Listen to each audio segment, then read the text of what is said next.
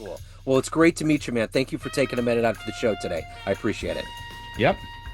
So let's dive in. Let's start our journey. I always begin with this question. 6 years ago, this pandemic changed our lives, changed so much about what we were doing. How did you get through that time period, and how has it changed the way that you do things today? Man, it was actually kind of surreal in the fact that we were filming a documentary movie and it was supposed to go live like essentially like the day of like what I'd been building to for 6 years happened the Saturday that everything shut down.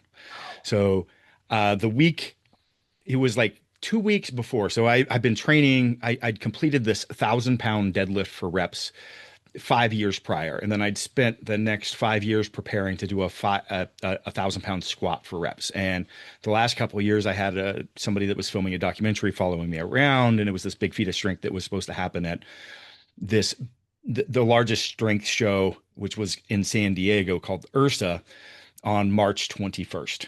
And so 2 weeks before, or maybe it was a week before, because they were like, hey, we don't know what's going to happen. They're like, we're shutting down. Yeah, it was 2 weeks before. We're shutting down the event. And at this point, I've been training straight for a year. There was no, if I couldn't push it further, I would break apart. Like it's hard to describe, but like what I was doing hadn't been done before. And I was just like on the edges of falling apart. It's like, we can't shift the date. Like the date is what the date is going to be. So team and I sat down. We're like, what are we going to do? And we're like, well, let's make this an event here in Portland and make it open to the public. So that was a week out. And then a couple days before, it was it was all right, can't have an event with greater than 25 people. So we like switch. All right, we're going to do a live stream event. And we had people show up. We had this big 50,000 square foot warehouse where we had our manufacturing facility because it produced specialty strength training equipment. And people are standing out in the parking lot watching that day, like through the bay doors we had opened up. And it's live streamed the whole thing.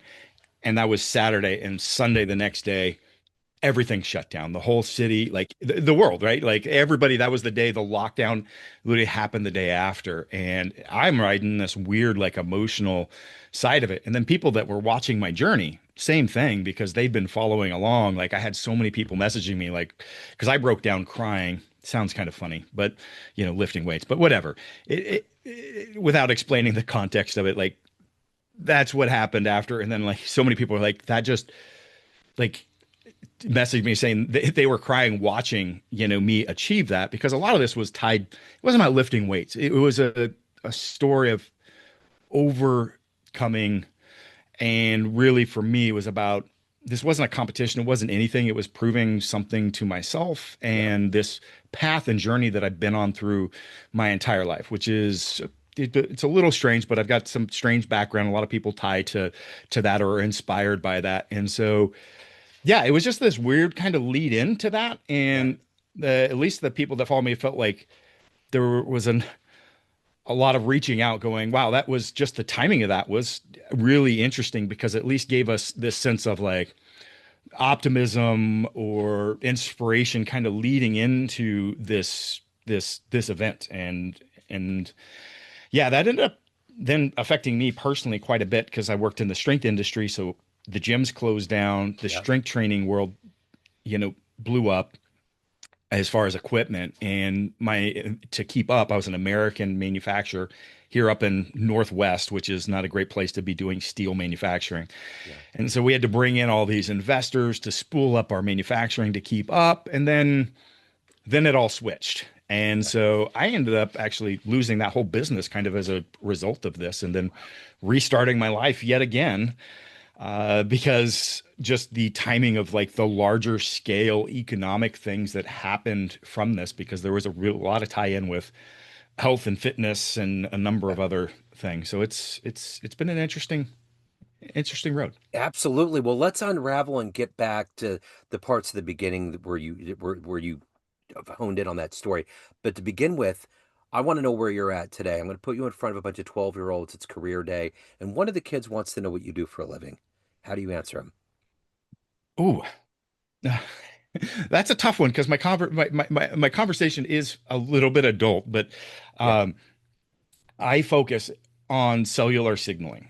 So, and this has really kind of grown. It's something I've been involved with since 2003, but it was an area that was hard to discuss because it was a lot of confusion around it until these years following COVID and people kind of understanding some different things, as well as growth in understanding of mitochondria and cellular level uh, has really blown up the last 5 years, 10 years around that. And the tools that are becoming useful coming to the forefront are ones that I've been dealing with for over 20 years, which are around sending signals to the cell for them to do the right things at the right time and fixing function, which is, I said it's an adult conversation because it's really only relative if you have things broken, which start breaking with age, start breaking with exposure to stress, start breaking with breakdowns in circadian rhythm. So, like not getting sunlight, light exposure, like all this kind of woo woo is stuff, but it does. We start getting a level of metabolic dysfunction at the cell, Yeah. and we start getting inflammation and we start getting a breakdown in ATP production, which is the core, you know, unit of life for energy. And those three drivers are the root propagation of most like diseases. And this is why it's kind of come to the forefront is like if you take care of your health and you take care of your cells at that level, that fixes a lot of those things. I need to be careful with that language because I don't want to say Sure. like, oh, we can go fix this, this, and this. But if people do the work and clean this stuff up, it is amazing around the impacts around what people think is non-curable, like healthcare diseases that you need medication for life, and we can go in and repair the cellular level metabolism. I mean, just for example, this one just got approved in September for Banff disease. It's a neurodegenerative disease. So I'll just talk about all neurodegenerative diseases because we like to think about like plaque and other stuff in the brain, but it's the what is being researched and what's now been approved for the first in the series is repairing the cell's structure. It's called this cardiolipin. It's a protein that helps hold the structure of the cell. And when that starts breaking down, we start leaking that ATP that I talked. There's literally an engine in your cell that is driving that ATP through. It's called an electron transport chain. It's actually got a little rotor at the end that drives that ATP. But that starts leaking, and then that cascade starts causing reactive oxygen species to develop, which then creates inflammation, and it becomes a circular loop, right? So they have this peptide that goes in and electrostatically charges to this cardiolipin, that protein, and repairs it.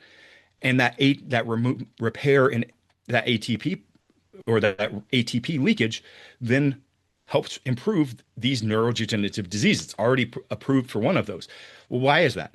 The lack of ATP, the lack of fuel for the brain, literally is part of the starving of the brain process that leads to neurodegenerative diseases. Yeah. Can you go back and unwind a lot of stuff? No, I mean, if you've been starving tissue for a long time, but they can, stop that, they can improve it. Like it has a huge impact on that. And so that's how we're talking about like how that all works together. So maybe not the best like 12-year-old conversation to explain, but essentially it's like sending a text message to the cell. So you think Yeah. of a cell like as a house, and we can send a signal that says, hey, press the doorbell. We want the door opened. So somebody will come and open that door.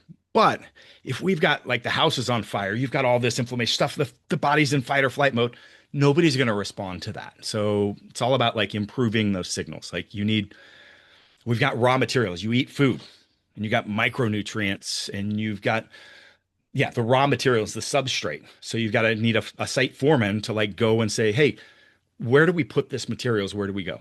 Right. And there's signals that can instruct that foreman what to do. And then you've got an architect that creates the 3D structure of that cell. And you can have a certain signal that tells that what to do. And then you can have a master craftsman that goes in and goes, let's make this better than it was before, making sure the materials are all laid down the right way after an injury, right? Like, and so if you think about that, like house analogy of repairing tissue, that's another way to do that. And that that one I mentioned for the neurodegenerative disease, that's like let's say the power grid that's feeding that city and those signals. And so that would be the engine that is driving the power plant. Like we can go in and structurally, like that engine's like making noises, it's rattling around, and we're gonna go fix that. But you can also send signals that like reprogram the network and make it more efficient, like updating the software. Yeah. And so it's like building that whole system. That's our body. So it's really tremendous and interesting. And that's essentially what I did in my prior career via biomechanics because of my understanding of that was Yeah. how do I send these signals with training and movement as well? Because there's so many different ways to tackle this. There's a lot of Yeah. inputs. No, that makes total sense. So, what did you want to be when you were 12 or 13 years old? What was your dream life? I when I was 12 or 13, so I grew up homeless, like Okay. living in the wilderness. And let's take, for example, like the opening to my autobiography. I'm 6 years old and I'm living in a tree fort in the northern California wilderness. Each of us, we've got beams strapped up into the trees. My mom, my brother, my sisters, and I'm the oldest. I'm 6 years old, and I'm taught how to capture and handle live rattlesnakes because I'm running around with my 3-year-old brother, and there's rattlesnake dens around, and like that's like my life was a little different. So it Yeah. was very immediacy and but it taught me a lot.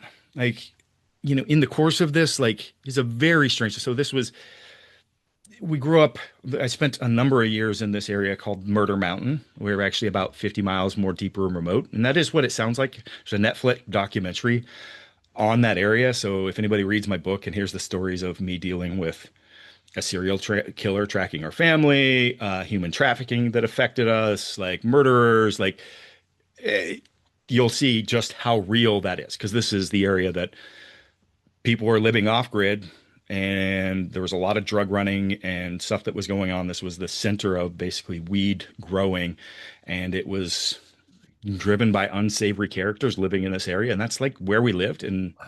kind of what my parents did for a living. Yeah.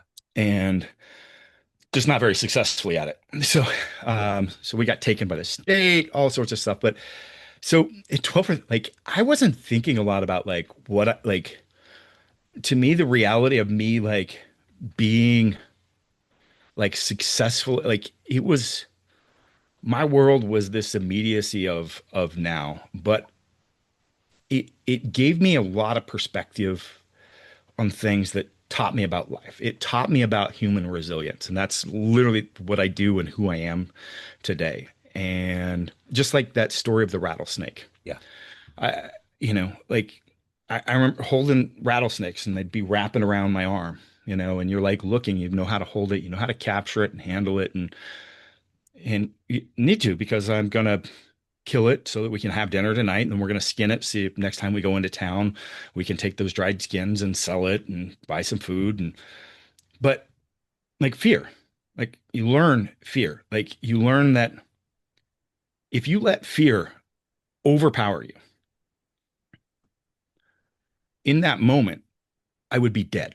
Like I have to know and have confidence that if I have the steps and follow through that, fear is real and I'm feeling it and it's visceral, but it's also something that I can manage. At the same time, if I don't respect that fear, if I'm careless, if I'm the no fear is in the narrative that a lot of people push out there, you are dead. Like fear is there for a reason. And so it's this balance of stuff. And if you can learn how to manage that, it opens the window for you. Yeah. Like because life comes at us and life is hard. Yeah. And I'm pretty open about that and the hardships I've been through because you can, like, in a moment, like my business was taken from me a couple years ago. Like, that next day, it was like, man, the doors are open for me. But if you're so focused on like this fear and that fear driving like your thought process, your life, what if I do this? What if I lose this? What if then this happens? And those blinders shut you down from the opportunity for growth. And again, I learned about resilience, and that is a big lesson in that is being able to take that step into those things that you fear Yeah. purposefully, not just everything, I call it the six P's of human development: the precipice, the pit, the plunge, this pole. And anyway, we might get into that. Yeah. And for me, it was, you hear like in school, it was like, be a dreamer, dream of like, whatever it is, an astronaut, the president, so on. And I think that's good, but at times we can get lost when we spend too much time looking up at the peak of the mountain because we see how far away that is. And that can be overwhelming. Just looking at this total insurmountable difference between where I'm at and where I need to be versus just charting, like, am I moving in the right direction? Do I have an idea where I want to go? And am I taking a step today? And that's what I did through my life. Like, it was step after little step after step. And it looked like for sometimes years, decades that I wasn't moving, but I did. And I kept working on that. And so, I worked while I went to high school. I ended up graduating valedictorian. I got myself a full ride academic scholarship, went to school for a dual engineering degree. Things fell apart at home. I ended up taking custody of my three younger sisters and raising all of them while I was doing this, and then moving my career forward and just like keep stepping those directions. And it might not feel like you're going anywhere, but most people just aren't taking a step today. Yeah. They're not taking a step this week. Like, they're just, or it's not in the right direction. They're doing a lot of movement. They're chasing fires. Like, this is, I I can't tell you how often I've seen this. Like, this is that fear thing I was talking about. I became an executive turnaround expert. I ran automotive and aerospace manufacturing companies. I'd come in, I'd turn, like, that's why like, that's crazy. Like I went from being a kid, living in the sticks to, being this turnaround expert, executive turnaround expert. And I would get hired to come in and fix organizations. I'd come in and there'd be well-meaning, hard-working, like, people that I was taking over for. But when things didn't go well, they'd be running around with their hair on fire, getting all this stuff done, feeling like they were winning like, getting all this, like, working 12, 15-hour days, 7 days a week. Like, usually that's like the person I was taking over for. It wasn't lack of effort or caring, but it was chasing the fires instead of like taking the right step, that next step. And it's Yep. like that fear process drives into like that immediate dopamine hit of like, yep, I checked that off. I got that report done. I did this, I did that. But it's like, am I moving the needle? Am I moving the right things forward? And that's where those lessons that I learned in that environment actually parlayed really, really well into my life. So, who was that inspirational force or that hero in your life that allowed you to transition from living in the wilderness to getting into this place where you're fixing and you're a world-class athlete, all of these things that have evolved into who you are? Was there a figure in your life that allowed you to find that confidence and that vision? I've been asked that question a lot, and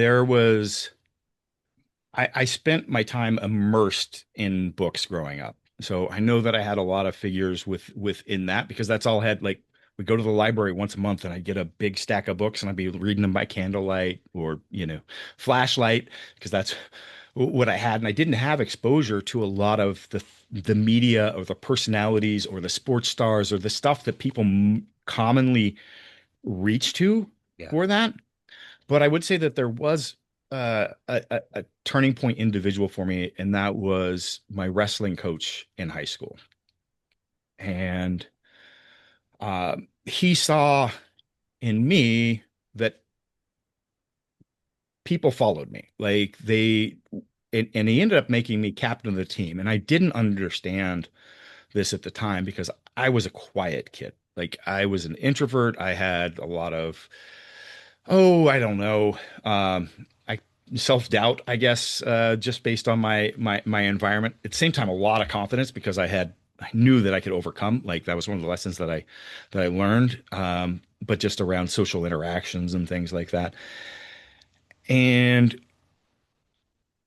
his, I think, belief in me, and then me seeing the impact of that watching people change, and then I ended up cascading, um, into what I became later in life. Like I ended up going to school to engineer and work behind a computer, but by the time I got done with my engineering school, I was like, no, I'm going to take that path a little bit further. And I purposely chose to step into leadership as a career and make less money than everybody I was graduating with that was going to work for Boeing. But then 3 to 5 years later, all those folks were asking me for a job because I had this set of experiences and skills, but still had the technical background. And now, it was had a big impact. And he ended up working for me later. He was my VP of sales Yeah. for my company from 2020 to 2024. So did a tremendous job. Still I work with him, but I ran into him. So in 20, so I when we were filming the documentary, they were doing interviews of people through my whole life, and so we met up in 2019 while I was chasing for that, and ended up, offering him a job. My business partner offered him a job because he's like, that guy'd be good at sales. Anyway, so he's been a figure in my life, and I think it was that early on because I had so many people judged me by the fact that even teachers, students, like, I was the kid that lived in a trailer down by the river, like, the old Chris Farley, like that was me. Like I'd show up at school with dirty clothes, not smelling good. I'd have to like, it was wintertime and, to take a shower, it's like, got to heat up a pot of water on the stove and step out back in the snow. Summer's easier. You fill up the gallon jugs in the stream, you let them sit on the rock, and then you can wash yourself off. But that was, I think, the first authority figure that quietly, um, but confidently believed in me. And that was a big turning point. So, what is your motivation today to do the work that you do, to change lives, to take care of your own soul, to consistently do that at a high level? What is that for you? I have learned that people are so much more powerful and capable than they think that they are. Yeah. So I could sit there and talk about, like I said, I was a leadership executive. That wasn't me. Like the ability to challenge people individually, like it's an individual, like it's not a, yes, there's a lot of strategic and other things that you put in place, but what I found, and so like same thing with owning a gym on the side. If you put something in front of somebody that they think that they can't accomplish, but you believe that they can, you can show that belief and you kind of put that in front of them. And when they see that, like that, when they get through that step, the other side, so it's basically forcing that 6 P's process. The first step is the precipice, learning to take this, see the signal and then take the step. And so it would be kind of pushing people off the edge a little bit up front, but it would be, you would start seeing that be a transformative thing. And you change people, you change organizations, you change culture. Like it's that simple. And that to me has just been so rewarding. So much like any record that I've set or anything, like watching somebody else do that and seeing them come to the realization of their capability is just, it's huge for me. And I believe that I have a set of experiences that I can share that can help people empower them on that path. And so I think about this at three different levels, and this is what I do. So it's, obviously the physical realm of this, which I operate in the health and fitness realm. But that's one aspect of that. And then we've got the mental side of that, like that I just talked about. And it's the same exact adaptation to impose demand process when it comes to the mind. So you've got the body, you've got the mind, and then a lot of people will, say the spirit, but I'm going to say for me, it's like the cellular level. So it's, cellular function, resilience, body resilience, mind resilience. And that's where I focus my education and my coaching efforts. So, with all of the records that you've broken, all of the evolution you've done, overcoming, becoming who you are, what are you ultimately the proudest of? What are you the happiest about? It's an easy answer. And that is the fact that the cycle of generational trauma, and I don't use this word lightly, I have experienced all of the traumas. Um, and my family, a number of them still live that. But with me and my children, in my home, in my life, and my family from here on, like that is stop cold. They don't know that world or life. And that has followed so many generations that have just been destroyed by drugs and alcohol and addiction of all sorts. And I watched my mother die in my arms. It's her birthday today. Wow. She died a month after her birthday 2 years ago, in my arms. And I tried to save her a year before to get the surgery, but she didn't want to quit drinking. She was a daily drinker for blackout drinker for 40 years. And she would rather drink, and she drank all the way up till she passed. And just seeing that and then seeing the family members like response to that is still like, well, that was tough. Gonna have a drink. Um, I am, that is by far the proudest thing in my life is the fact that that stopped with me. You have no idea if you don't come from that, how incredibly hard that is and how affected you are by those things growing up in those environments and how easy it is to not walk a path that you have to walk every single day, one step in front of another to create an environment that they have no experience or exposure to that. So what was it like to write your book about your life? Was it difficult? What was that? Did it end up being cathartic? What was kind of the overall of going back into those memories and doing this? It was it was definitely a process. So I started writing it because I'd shared bits of it online. I've been on YouTube for 19 years now. I've shared pieces of this and people have found it really inspiring. And so I'm like, I'm going to sit down and walk through this. And I was starting to see my kids, they were coming up around 5 or 6. And I find that, wow, I started having a lot of memories pop up to the surface that weren't necessarily on the peripheral. I wouldn't say they were suppressed, but they were not in my mind until seeing them and then realizing at that age. And so as I started to write that book, that's when I truly realized how abnormal the things and experiences that I had were.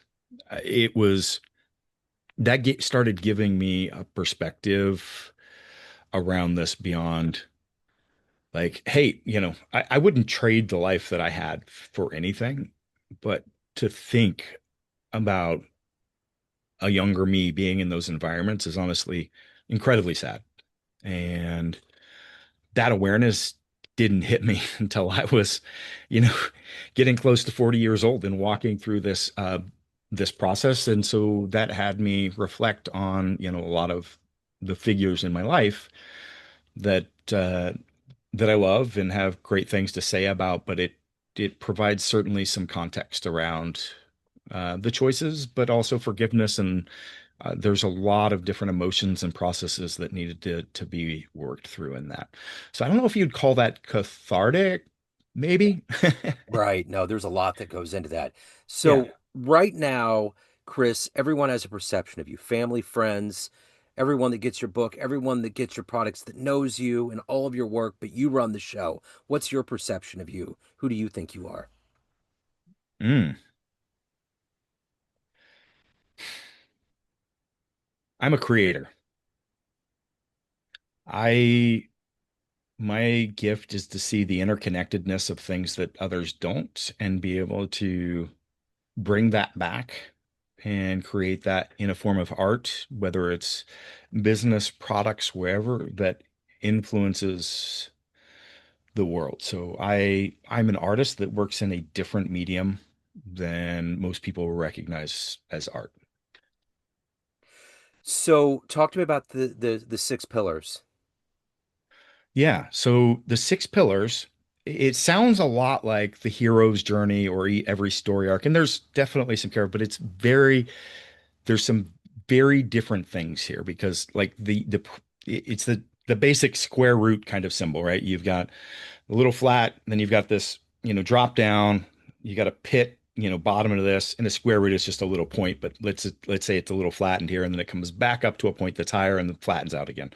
The points on this are the precipice, the plunge, the pit, the pull, the peak, and the plateau. And each one has lessons to be learned with that. And that precipice moment is about learning to see the signal.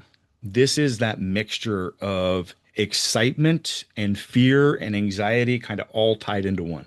It's not about chasing like every struggle that's in front of you, but understanding that this process runs on a microcycle and a macro cycle. And to prepare for those big ones, you need to identify the small opportunities, whether it's stepping into a hard conversation, making some, difficult decisions that are uncomfortable, but are going to help develop those strengths on a micro level to help you make those bigger ones. The big ones can be easy to see. And biologically, they're driven in us up early on. And that's where a lot of people quit making the conscious, intentional. And that's what the precipice is about. Recognizing the signal and intentionally taking that step. And in an organization, it's about painting the picture of that peak and sharing that on an individual level. What does that mean to you in this environment? What are you going to feel like would be like, and creating the gain as greater than the pain. So you create the story and the around this. And sometimes you have to paint that for yourself to make that step because it's hard. You don't want to. And so you have to create that story and tell yourself that story of that pain of the moment being greater than that taking that step because you're going to get to that piece. But the plunge is about commitment. Like you have committed to this path. You've taken that step and it's scary. And the whirlwind of emotions are whipping around you. Like, what have you done? And your opportunity at that point is actually to spend time leaning into those things. If you've got fear, if you've got shame, if you've got sadness or depression, like whatever it is that is whipping around you, not shunting it and trying to overcome it, but to spend the time turning and meditating into that because that is your opportunity and peel back those layers, keep digging deeper so you can it's a great time to understand your values and help define that North Star, that where you want to be and why you want to be there, because those values are like, those are going to be integral to a whole other piece of like deciding the path in your life that alignment. But that is a huge opportunity. And then you hit that bottom and this is I decided to go back to school. I made a career change and it's like, this is brutal. Like, I don't like, you're just in the pit. And what we want to do is like shorten our time in that period. And so I think about this process called the ACL: acknowledge, celebrate, and leverage. So the first step is actually just acknowledging, like, I'm in the pit. And that is just so powerful. It is the ability to be able to go, this is a moment in time. This is not my life. That's empowering right there in itself. Just that recognition, like, oh, okay, I'm at this. And now to turn that on its head and actually celebrate it. To go, this is that moment that every business book or story that I've known, like if I read through it, if you go to work for a company, for example, they'll tell you about the glory days and they'll romanticize it. I'm in Portland. I read Phil Knight's book and they romanticize about these periods of time that were just absolutely horrible. And if you unwound the clock to that moment, they couldn't wait to be out of it. This was the worst place to be. But now it's that you should have been there in the day. Like, so celebrating the fact, like, oh my God, this is the action book moment my life is going to be made of. I'm going to be so proud of when I get to the other side of this, when I can say that I defeated this, that I walked through this. Yet, like, that is just massively. And that's what you use to now leverage to bring about your best effort because you know that you care and that it's going to bring about your best. And that process is the best way to navigate that and get to the pole where it's now we're stacking skills, we're doing the work. And this is where I talked about just, we're not necessarily looking at the peak then. Maybe we glance up every now and again to remind us, but we keep our feet or our eyes on our feet, one step in front of the next. Is it the right direction? Am I taking a step? And you just keep working. And it's long. There's no glory. Yeah. There's no stories. This is just the lesson here is discipline, like the repeat effort over time. Like it's just doing the freaking work and feeling like it's not moving at time. But then you'll get to this place, and that's the peak. That is the promised land. But when we get there, big lesson is don't let it inflate you. Don't let it inflate your ego. Yeah. Like this is a moment in time that hey, we need to be proud of our accomplishments, but it's not something that you need to think of as like this is the new me. I am better. I am like and it can fall into that track. Like you can, and with it, like with accomplishment comes a higher set of standards, a higher set of expectations of your people around you, the world. Like all this comes. So guess what? We just navigated. Where is this? It's higher up. The fall is bigger, and you need to respect that at the same time. So understanding that, and then moving into this phase of like making sure that we're not doing this, Gary V or any of these other like hustlepreneur, like just like grind, get back. Like take the time to spend some time on self-recovery, reflection, care. That's the plateau. Like if you're anybody that's training knows, like if you train 7 days a week year round, you're going to drive into the ground. Like Yeah. this is simple human physiology and it relates to this area as well. So, take the weekend off. Every now and again, take a week off, go on vacation. But if you do it too long, you will get soft. Yeah. You will get weak. You put a cast on your arm, the process of atrophy starts right away. So we want to spend time, but then we need to be purposeful with intention choosing that. And the more of these micro ones, the better. Like the more of these cycles that you go through and walk through that process that I talked about, it becomes more strategic, more intentional over time. And that's how you grow that overall resilience the human resilience, that muscle to overcome. And that is like how I've gotten to where I'm at in life is real. And I didn't intrinsically know this younger. Like it took me a lot of time and reflection to figure like what are the pieces that are moving here. But walking myself and walking others through that process, it's game changing. And yeah, that's like teaching that and walking people and helping people realize like where you're at right now, what are you supposed to learn and what are you supposed to do is so valuable than just blindly like this is life. I get it.